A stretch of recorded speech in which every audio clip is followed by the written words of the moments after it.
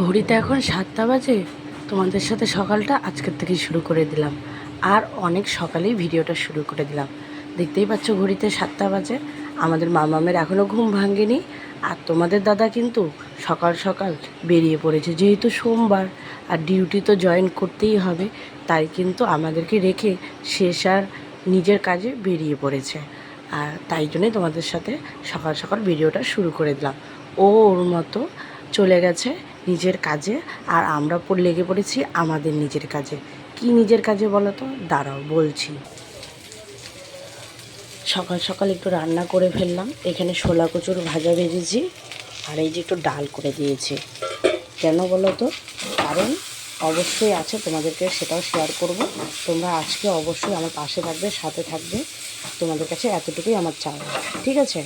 তো সকাল সকাল একটা ভিডিও তোমাদের সাথে ছোট্টভাবে তৈরি করে ফেললাম।